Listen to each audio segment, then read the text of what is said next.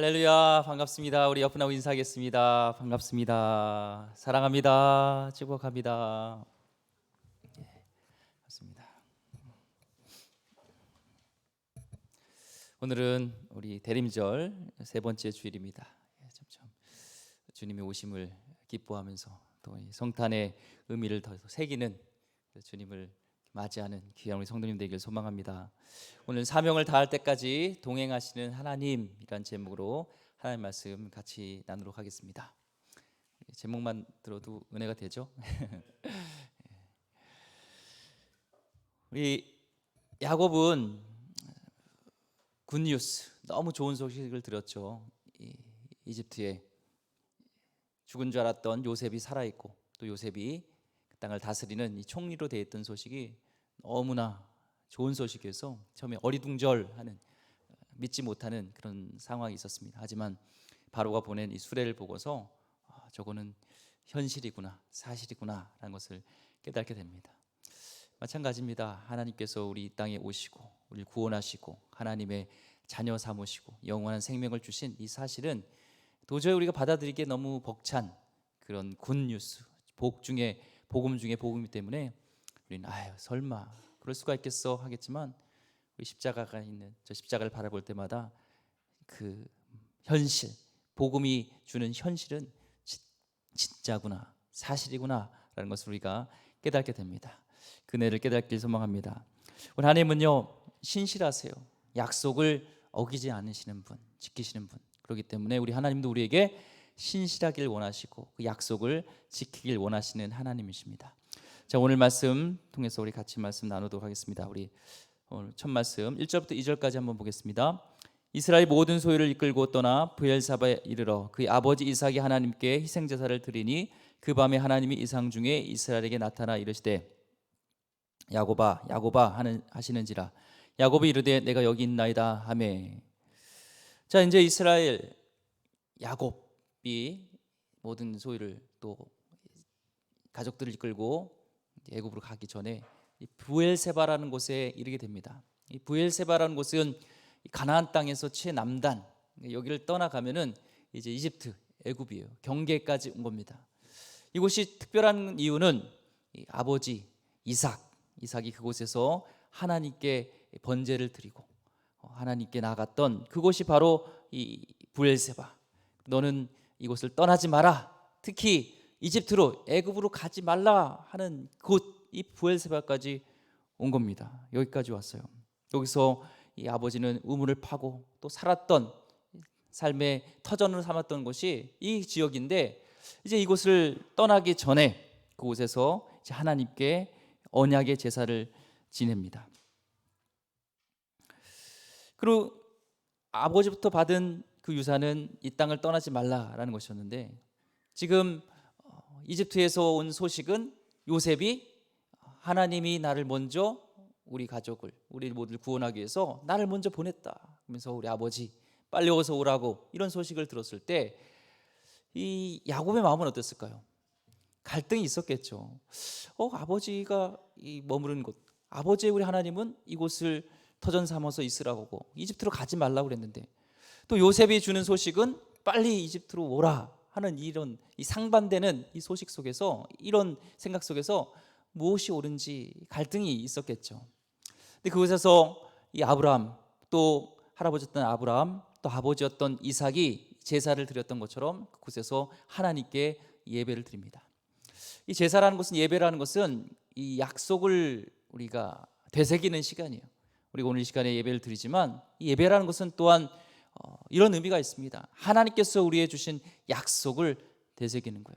아브라함과 이삭에게 약속했었던 너를 복의 근원을 삼겠다는 하나님께서 그런 약속, 또 너는 나의 하나님, 나는 너의 하나님이 되고 우리는 하나님의 백성이 되는 이 언약을 다시 한번 되새기는 겁니다. 오늘도 이 시간에 예배 가운데 나가는 것은요, 예수님의 보혈로 우리는 하나님의 백성, 하나님의 자녀, 또 우리 하나님은 우리의 하나님인 것을 다시 한번 그 언약을 믿고 언약을 되새기면서 나가는 겁니다. 여러분이 어떤 마음을 갖든지, 여러분 삶의 어려움과 삶의 우리의 무너짐으로 인해서 나는 하나님의 자녀가 아니야, 어떻게 감히 지성소에 들어가서 하나님을 내가 대면할 수 있어 라는 마음으로 왔을지 모르지만 우리는 하나님의 언약이 백성입니다. 하나님의 약속은 신실하십니다.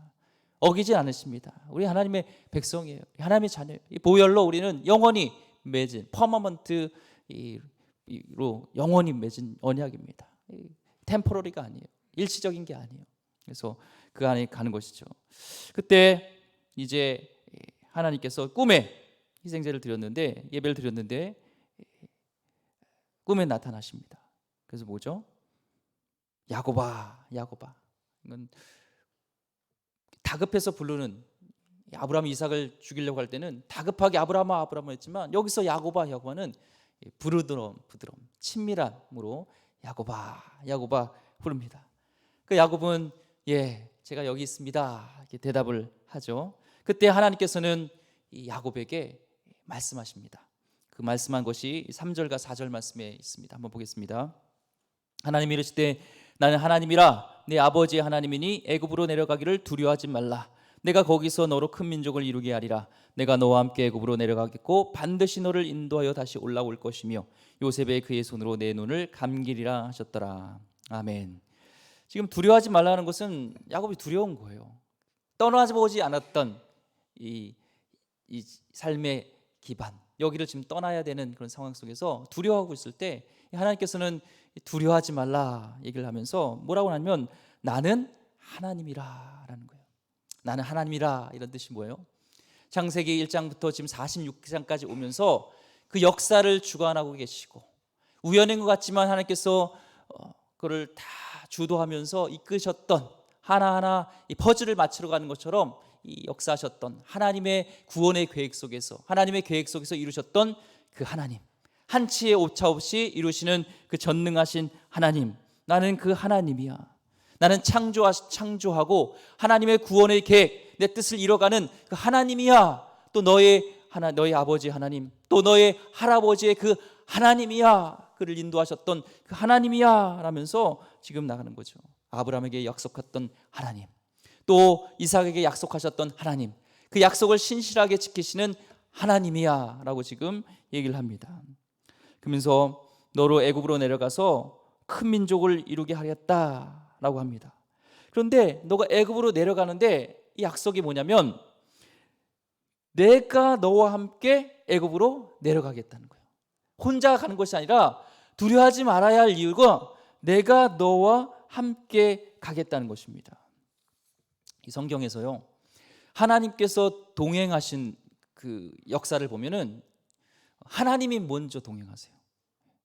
우리가 볼 때 우리는 하나님과 우리가 동행한다 생각하는데요, 성경에서 보면 지금 이 야곱도 그렇고 하나님이 먼저 동행해 주시지 우리가 먼저 동행하지 않아요. 하나님이 우리와 함께하기를 원하세요. 지금 대림절 세 번째 주를 맞이하면서 하나님께서 이 땅에 우리 가운데 거하시고 우리와 동행하시기 위해서 그 높고 높은 보좌를 버리시고 이 땅에 오셨습니다. 또한 우리가 영원토록 거하시기 위해서 또 성령을 우리에게 보내주시고 오늘도 우리 안에 내주하심으로 인해서 우리 영원토록 먼저 거하게 하시는 것은 하나님이지 우리가 먼저 하나님과 동행하는 것이 아니에요. 오늘도 여러분, 하나님이 여러분보다 함께하기를 원하십니다. 우리 마음만 열고 하나님을 영접하면 하나님은 우리와 영원토록 동행하세요. 오늘 야곱에게도 두려워하지 말아야 할 이유를 내가 너와 함께 하겠다는 거예요. 내가 너와 함께, 임마누엘이잖아요. 내가 너와 함께 하겠다. 그리고 큰 민족을 이루겠다 약속하십니다. 서두에 얘기했듯이 우리 하나님은 약속을 신실하게 지키세요. 하나님은 시건치 않으세요. 오늘 이 약속을 하신 후에 출애굽기의 3장에 가면은 430여 년의 기간이 지납니다. 모세에게 나타나세요. 기간이 430년이에요. 430년 역사가 길죠. 근데 하나님은 이 430년 동안 약속을 지키셨어요. 430년 이전에 세웠던 이 약속을 그대로 지키세요. 그래서 모세에게 나타나시죠. 출애굽기 3장 15절 한번 찾아보겠습니다.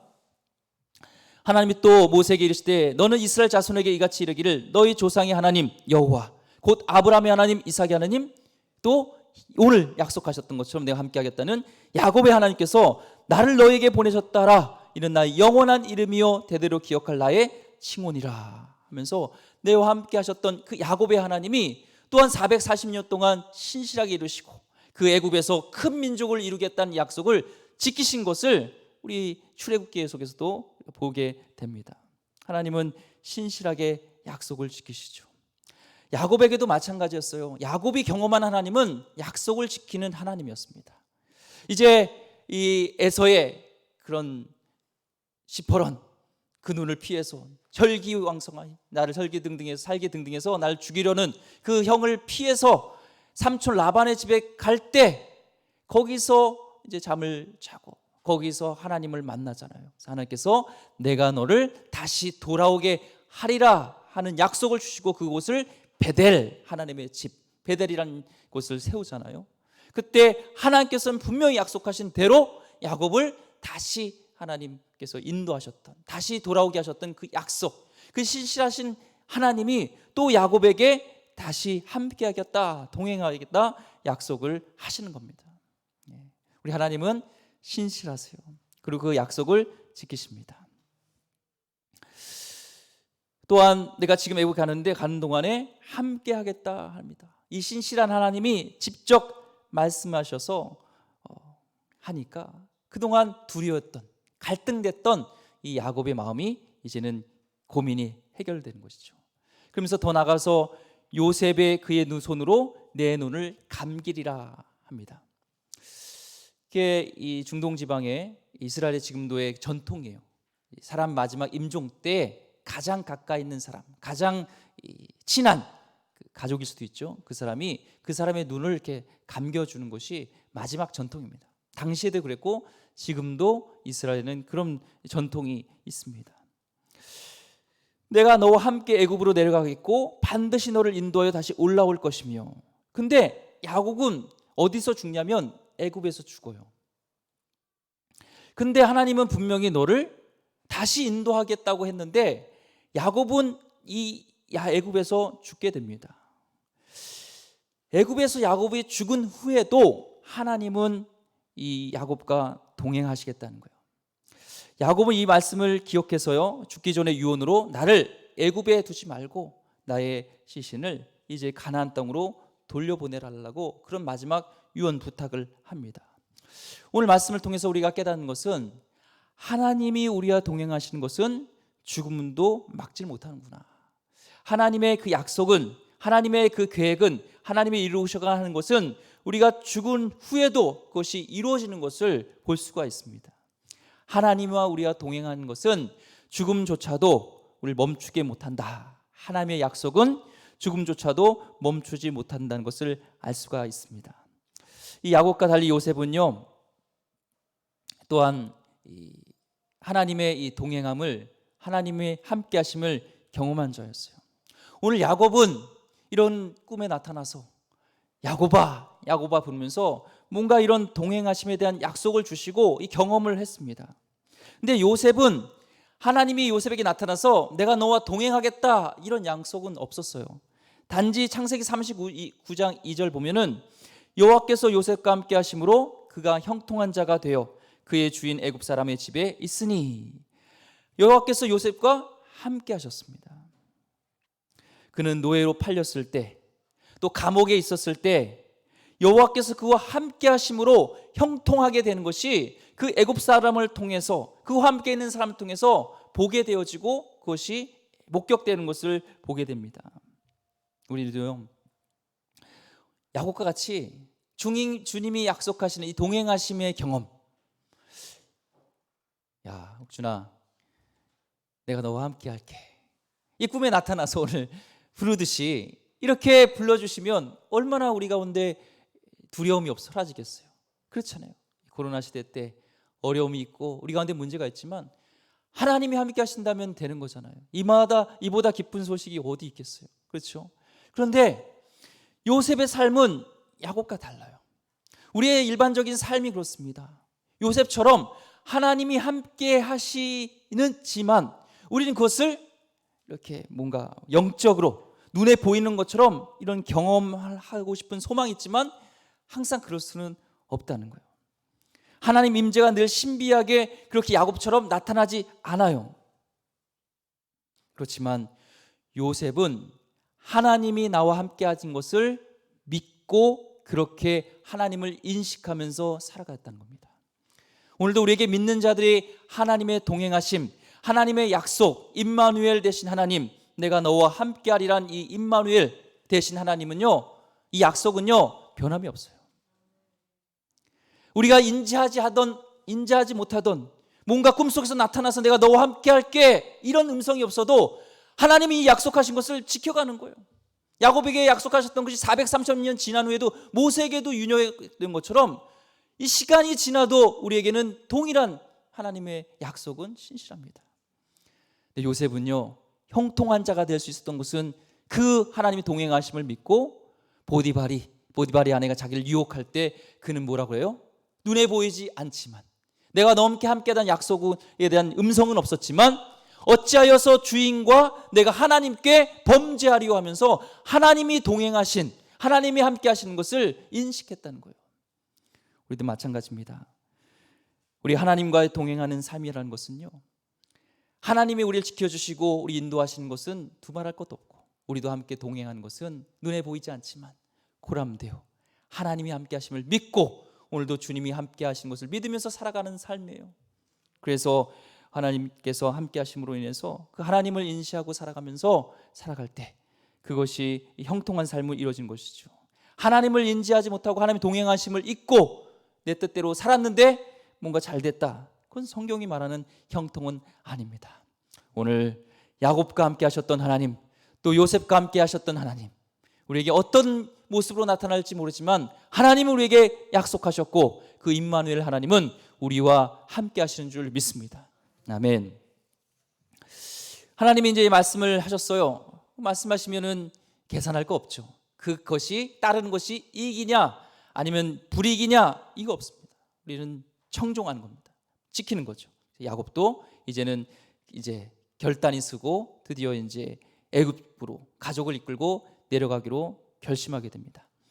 자, 5절부터 8절 말씀에 이제 그 내용이 나오고 있는데요. 한번 보겠습니다. 야곱이 브엘사바에서 떠날 새 이스라엘 아들들이 바로가 그를 태우려고 보낸 수레에 자기들이 아버지 야곱과 자기들이 처자를 태우고 그들이 가축과 가나안 땅에서 얻은 재물을 이끌었으며 야곱과 그의 자손들이 다 함께 애굽으로 갔더라. 이와 같이 야곱이 그 아들들과 손자들과 딸들과 손녀들 곧 그의 모든 자손을 데리고 애굽으로 갔더라. 애굽으로 내려간 이스라엘 가족의 이름은 이러하니라. 야곱과 그의 아들을 곧 야곱의 맏아들 루벤가. 쭉 보면서 이제 자손들이 내려갔던 인물들이 쭉 나옵니다. 다 읽지는 않겠습니다. 자, 여기를 보면서 우리가 특이한 것은 야곱에 대한 호칭이 번갈아 가면서 나와요. 야곱이라고 얘기도 하고요. 그리고 그의 가족을 이스라엘 가족 하면서 야곱을 이스라엘이라고도 얘기합니다. 똑같은 사람인데 두 개의 정체성을 이게 말씀하고 있어요. 야곱은 훔치다는 뜻이잖아요. 뱃속에서부터 태에서부터 훔치려고, 장자가 되기 위해서 훔치기 위해서 싸우다가 져서 이제 결국엔 그것을 끝까지 붙잡으려고 형 뒤꿈치를 잡고 나오는, 뒤꿈치를 잡다, 붙잡다, 빼앗다는 뜻의 야곱, 야캡. 그의 인생처럼 그는 계속 빼앗고 가질 수 없는 장자를 얻고 어머니와 이렇게 계획을 짜가지고 아버지를 속여서 장자의 축복을 받는, 계속 빼앗는 이런 인생 속에서 성경에서 이 야곱을 그래서 뭐라고 하면 이사야서 41장 14절에 보면은 이렇게 말씀하죠. 버러지 같은 너 야곱아, 너 이스라엘 사람들아 두려워하지 말라. 나 여호와가 말하노니 내가 너를 도울 것이다. 내 구속자는 이스라엘 거룩한 이인이라. 지금은 이 벌레 같은 야곱아 했지만 예전 버전에는 뭐였냐면 지렁이 같은 너 야곱아였어요. 야곱의 정체성은 그런 거예요. 이런 벌레 같은, 지렁이 같은 그런 존재입니다. 하지만 하나님과 씨름해서 이긴 이스라엘, 하나님의 백성으로 보는 거예요.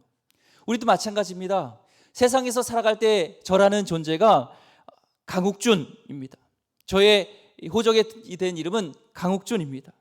하지만 그러나 세상에서 살 때 강욱준으로 살지만 우리는 나는 평범한 강욱준이 아니라 하나님을 아버지라 부를 수 있고 하나님의 백성으로, 하나님의 자녀로 살아가는 그런 존재, 두 가지의 정체성이 존재하는 것처럼 야곱은 버러지 같은 그런 빼앗는 지렁이 같은 야곱이지만 하나님이 또한 보시기에 그의 정체성은 하나님의 백성으로서의 하나님과 겨뤄서 이긴 이스라엘이라는 정체성을 갖게 되는 것을 말씀하는 겁니다. 그래서 야곱과 이스라엘이라는 정체성을 지금 말씀하고 있어요. 결국 26절과 27절 보니까요, 야곱과 함께 애굽에 들어간 자는 야곱의 며느리들 외에 66명이니 이는 다 야곱의 몸에서 태어난 자이며 애굽에서 요셉이 낳은 아들은 2명이니 야곱의 집 사람으로 애굽에 이른 자가 모두 70명이었더라. 70명이 결국 애굽에 내려갑니다. 이 성경에서 7이라는 것은 완전수예요. 하나님께서 6일 동안 이 땅을 창조하시고 그 다음에 7일째 안식하셨어요. 완전케 하신 겁니다. 온전하다는 것이 7이고 이 70으로 인해서 온전한 하나님의 계획, 하나님의 뜻, 하나님의 완전한 경륜을 완성시키겠다는 그 상징적인 의미로 이 70명을 이제 얘기합니다. 70명이 이제 애굽 그 지역에서도 이제 고센 지역, 고센 땅에 내려가게 됩니다. 거기서 이제 아버지와 요셉이 상봉하게 되죠. 28절부터 30절까지 보겠습니다. 야곱이 유다를 요셉에게 미리 보내어 자기를 고센으로 인도하게 하고 다 고센 땅에 이르니 요셉이 그의 수레를 갖추고 고센으로 올라가서 그의 아버지 이스라엘을 맞으며 그에게 보이고 그의 목을 어긋맞지 않고 얼마 동안 울매 이스라엘이 요셉에게 이르되 내가 지금까지 살아있고 내가 내 얼굴을 보았으니 지금 죽어도 족하도다. 아멘. 야곱은 유다를 먼저 보내서 요셉에게 이제 보냅니다. 그리고 야곱이 요셉의 마지막 기억과는 다른 모습으로 만나게 돼요. 야곱이 요셉을 기억했던 마지막 기억은 무엇일까요? 갈기갈기 찢긴 채색 옷에 피가 묻어있는 그 옷이었어요. 근데 이제는 바로의 이제 밑에 있는 그 총리로서 화려한 옷을 입은 또 이제 수레를 갖춘 화려한 수레를 갖춘 아름다운 이 만남으로 이제 이루어집니다. 그래서 이스라엘 고백이 멋져요. 요셉아, 내가 지금까지 살아있고 내가 내 얼굴 봤으니 이제 죽어도 괜찮아. 지난주에도 우리 작가 얘기했지만 이게 무슨 뜻이냐면은 이거죠. 이제 죽어도 여한이 없어. 하나님께 고백한다면 주님, 이제 여한이 없습니다. 이런 고백하는 것이죠. 야곱이 고백은 이 세상에 이제 더 이상 있을 이유가 없다. 다 충족되었던 것을 얘기합니다. 이것을 우린 다른 이유로 사명이라고 해요. 우리가 이 땅에 사는 그 존재의 이유, 이 사명이잖아요. 살아가는 이유, 우리 사명입니다. 하나님이 우리에게 주신 이 사명이 있어요. 그런데 마지막 고백이 하나님께 서는 그날이 있을 건데요. 그때 오늘 야곱처럼 하나님, 이제는 저는 여한이 없습니다. 하나님, 제 달려갈 길을 다 갔습니다. 이런 고백을 할 수 있는 자 되길 소망합니다. 사도 바울이 예루살렘에 이제 방문하게 될 때 거기에 가면은 위험이 있을 것이다. 이제 너가 잡힐 것이다. 그런 위험 속에서도 그 얘기를 들었을 때 이 사도 바울이 고백하는 것은 뭐냐면 사도행전 20장 22절에 24절처럼 보라, 이제 나는 성령에 매여 예루살렘으로 가는데 거기서 무슨 일을 당하는지 알지 못하노라. 오직 성령이 각 성에서 내게 증언하여 결박과 환난이 나를 기다린다 하시나 내가 달려갈 길과 주 예수께 받은 사명 곧 하나님의 은혜의 복음을 증언하는 일을 마치려 하면은 나의 생명조차 조금도 귀한 것으로 여기지 아니하노라. 아멘. 사도 바울의 마지막 달려갈 길 사명, 이 복음의 은혜의 복음을 전하는 것이 그의 사명이었기 때문에 그에게는 아직 생명이 붙어 있는 한 그는 이것을 완수할 때까지는 그는 끝나지 않아요.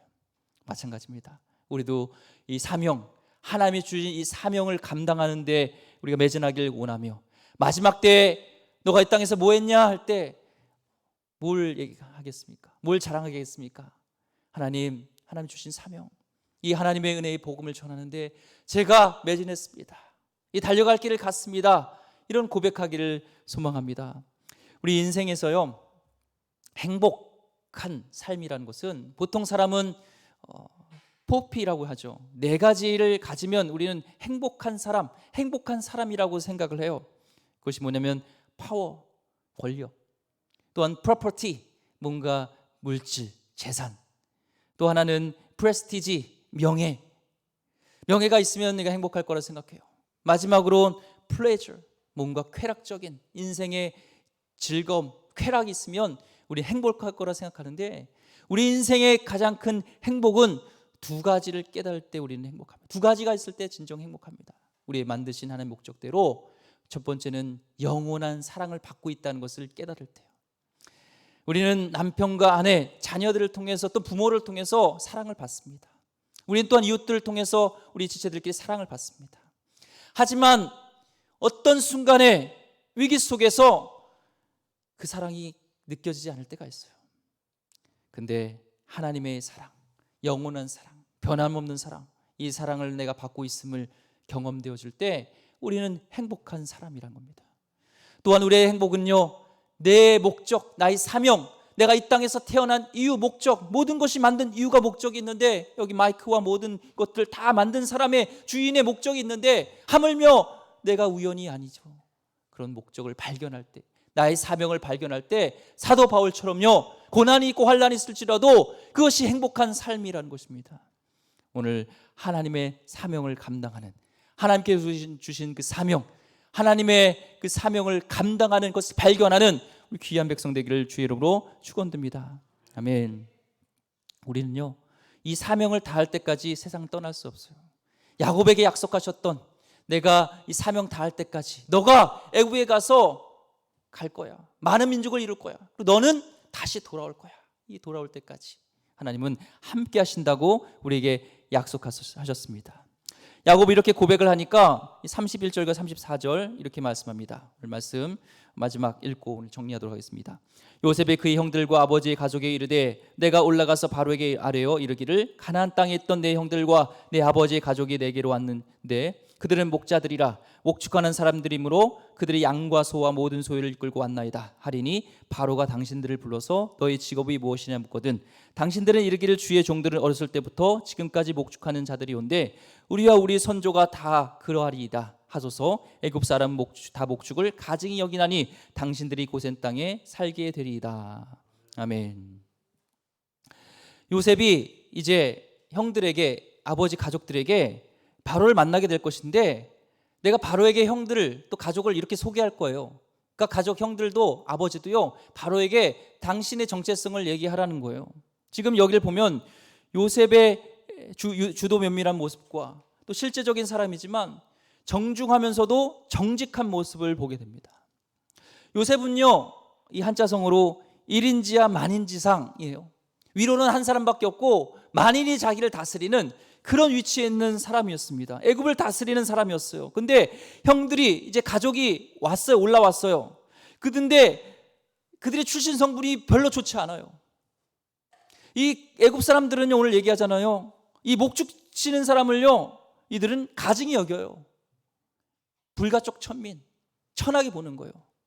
지금 자기가 정치적인 지금 볼 때 자신은 가장 높은, 바로 다음에 높은 이런 위치에 있는 사람인데 자신의 가족의 배경, 자신의 백그라운드가 지금 노출되는 겁니다.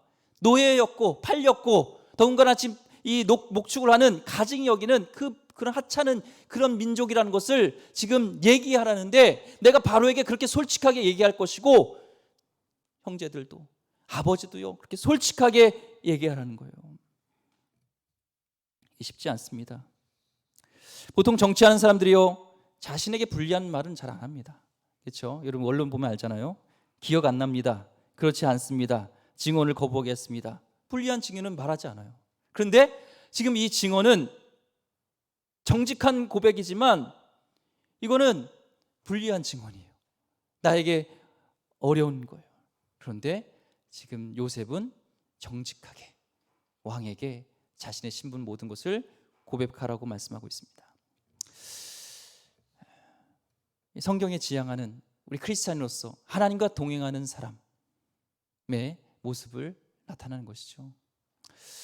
제가 좋아하는 영어 문장이 있습니다. 그것은 뭐냐면 Honesty is the best policy라는 거예요.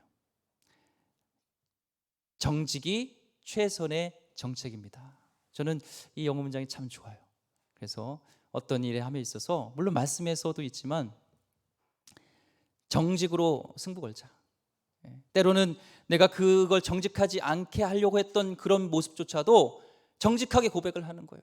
죄송합니다. 정직하게 얘기하는 것. 그것이 가장 최고의 정책이다. 정치면 정치, 어떤 분야에서 목회면 목회, 저는 그것이 가장 큰, 가장 베스트, 좋은 정책이라고 저는 믿습니다. 우리는요, 이런 것들에서 나에게 손해가는 것에 대해서 우리는 세상에서 정직하지 않으려고 해요. 왜 그럴까요? 이 세상의 진짜 권세자, 이 세상을 다스리는 통치하는 자는 바로 하나님이라는 것을 우리가 믿지 못하기 때문에 그래요. 하나님을 크게 보지 못하고 사람과 어떤 그 얘기를 함으로 해서 내게 불이익이 가게 될 것이라는 그것을 두렵게 하는, 그 존재를 두렵게 하기 때문에, 존재를 우리 의식하기 때문에, 그보다 더 큰 완왕의 왕이신 하나님을 인지하지 못하기 때문에 우리는 정직하지 못하게 됩니다. 하지만 요셉은요, 그를 통해서 나에게 어떤 손해와 어떤 불이익과 어떤 비난과 어떤 탄핵과 이것을 두려워하지 않았어요. 왜요? 그는 항상 밑바닥에 있을 때부터 최고의 권위자, 최고의 분은 하나님이었기 때문에 그런 거죠. 하나님을 크게 보시기 바랍니다. 하나님을 크게 볼 때 우리는 정직함에 대해서 두려워하지 않고, 예할 때 예하고 아니요 할 때 아니요 할 수 있는 그런 힘, 그런 용기가 우리에게 나타나는 거예요. 하지만 하나님을 바라보지 못하고 하나님이 동행하심을 우리가 잊어버릴 때는 세상의 법칙, 그것이 우리를 크게 함으로 우리를 거짓말로, 우리를 정직하지 못하게 하는 것이죠. 조심스러운 얘기지만 말씀을 준비하면서 정직에 대한 부분, 그에 대한 생각들을 정리하면서 저희 예전에 있었던 일들이 좀 떠올랐습니다. 이제 부교육자로 있을 때 청년부 사역을 할 때였어요.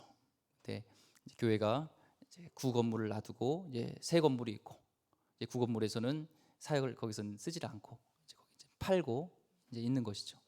어느 정도 이제 두는 상태. 또 이제 새 건물에서 활동을 하는데, 이 구 건물을 사용하지 않으면 이 교회라는 곳은 세금이 많이 나가게 돼 있어요.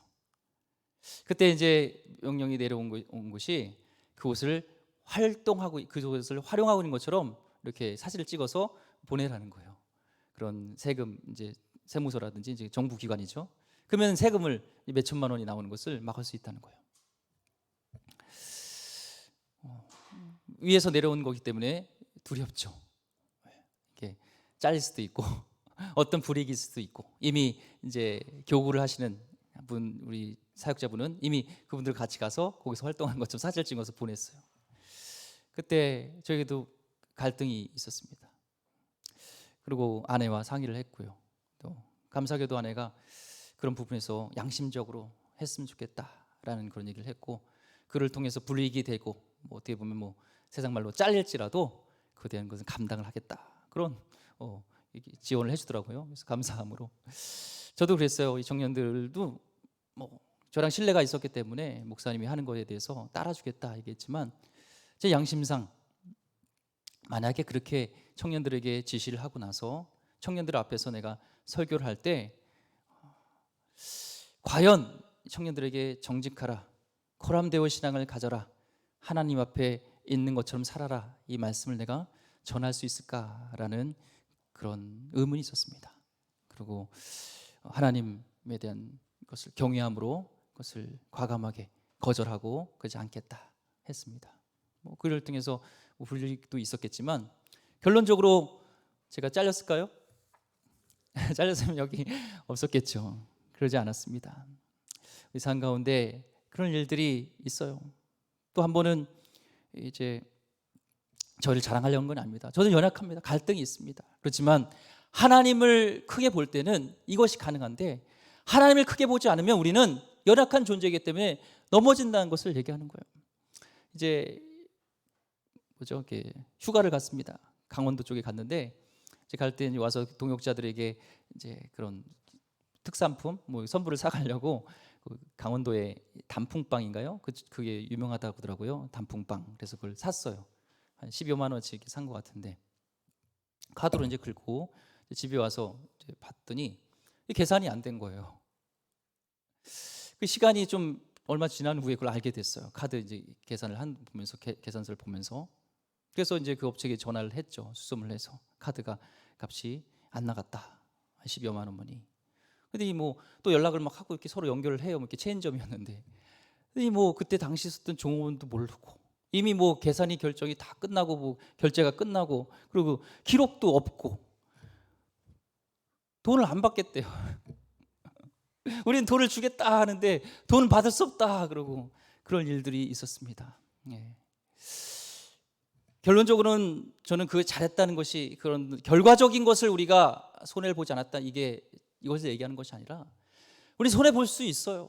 정직함으로 인해서요 오히려 우리에게 요셉과 같이 자기의 정치적인 생명이 끝날 수도 있어요. 저 사람 저런 불가촉 천민 같은 사람이 우리의 총리야? 에이, 저 사람을 우리는 신뢰할 수 없어. 그럼에도 불구하고 요셉은 이해할 일에 이해하고 안위할 일에 안위할 수 있었던 것은 하나님을 크게 봤기 때문에 그렇습니다. 오늘 하나님이 야곱에게 약속하셨던 것, 요셉에게는 꿈에 나타나지 않았지만 그 약속, 사명을 감당할 때까지 내가 너를 떠나지 않고 함께 하겠던 이 약속은 오늘도 우리와 동일합니다. 우리 옆에 써 있잖아요. 위에요, 이쪽에요. 임마누엘 되신 하나님, 우리와 먼저 동행하길 원하셨던 하나님이 이 시즌에 우리와 함께 동행하고 계십니다. 이 시즌뿐만 아니라 우리 하나님은 영원히 우리와 함께 동행하십니다. 오늘 이 말씀의 이 정리는 우리에게 말씀하시는 메시지예요. 야곱아, 야곱아, 너 겁나지? 걱정하지 마. 세상으로 나갈 때 겁나지? 걱정하지 마. 내가 너와 함께 할 거야. 내가 너 그 사명 감당할 때까지 내가 너를 함께 할 거야. 죽음조차도 우리 사명, 나의 약속을 버릴 수 없어. 그리고 세상에 어떤 권력과 널 두렵게 하는 그 존재가 있을지라도 두려워하지 마. 내가 너와 함께 할 거야 라는 약속이 우리에게 주시는 메시지인 줄 믿습니다. 이 음성을 듣는 귀한 백성 되기를 주의 이름으로 축원드립니다. 기도하겠습니다. 하나님, 그렇습니다. 우리 사명을 다할 때까지 동행하신 하나님, 죽음조차도 하나님 동행하심을 멈추지 못하게 했던 것처럼 오늘 주님 우리와 함께 하신 것을 믿으면서 신실하게 주님과 나가는 우리 거룩한 성도 되게 하여 주옵소서. 세상에 하나님 우리를 두렵게 하는 것들이 있습니다. 하나님 말씀대로 살게 정직할 때 두렵게 하는 것이 있습니다. 하나님, 주님을 두려워하길 원하며 주님을 크게 보길 원하는 하나님 귀한 믿음 갖는 백성 되게 하여 주시옵소서. 하나님 함께 하여 주옵소서. 귀하신 예수 그리스도 이름으로 기도드립니다. 아멘.